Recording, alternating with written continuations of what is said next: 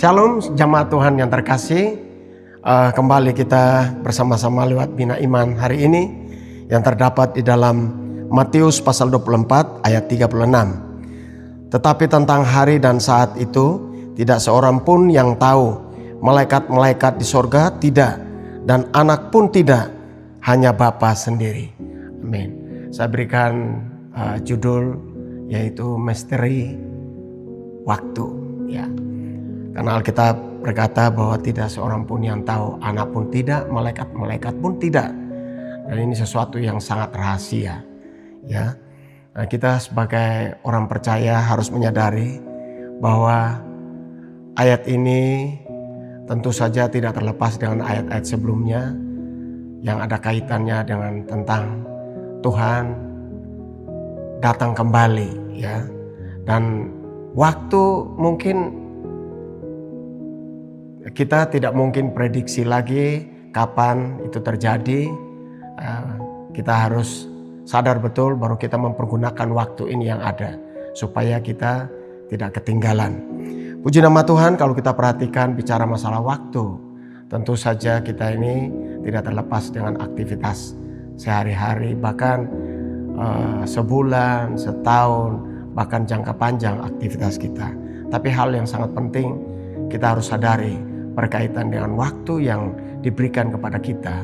Kita harus lebih fokus memotivasi diri kita untuk supaya kelak kalau Tuhan datang kembali, kita didapati orang yang tidak bercacat dan celah. Dan ini sangat betul-betul perjuangan dalam kehidupan kita sehari-hari.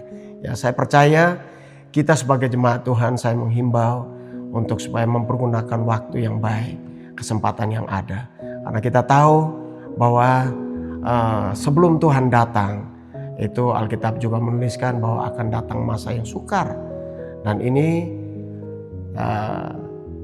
di saat-saat seperti ini sekarang, ya, kita perhatikan bahwa tidak mudah lagi untuk kita kehidupan dengan bebas atau lebih luasa, karena semuanya terjadi mungkin sesuatu yang gak enak, perang bangsa melawan bangsa, dan itu salah satu yang dikatakan bahwa tanda-tanda akhir zaman.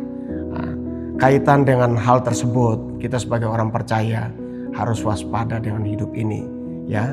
Kita harus punya pandangan ke depan atau punya harapan tentang sesuatu yang kekekalan, sehingga kita termotivasi untuk menggiring kehidupan kita lebih setia kepada Tuhan. Karena saya percaya kekuatan kita hanya lewat doa. Kalau kita membangun hubungan kita dengan Tuhan, dalam persekutuan dengan Tuhan, baik, maka saya percaya ada kekuatan yang Tuhan berikan dalam hidup kita. Dan saya percaya Roh Kudus itu sumber kekuatan kita, ya. Jangan kita bersandar kepada manusia atau kekayaan kita atau apapun yang membuat kita seolah-olah kelihatan kita bisa menjadi orang yang super hebat. Tapi sesungguhnya kita tidak tahu. Waktu ini berjalan begitu cepat, tantangan hidup pun itu selalu ada di depan mata kita. Kita bersyukur kepada Tuhan kalau Tuhan beri kesempatan untuk kita. Mari jemaat Tuhan atau siapapun yang mendengar kebenaran firman Tuhan ini, mari motivasi diri kita untuk pengharapan yang kekal atau rohani, sehingga kita termotivasi hidup kita, semakin kita setia kepada Tuhan sampai Tuhan datang kembali mendapati kita tidak bercacat dan celah. Amin.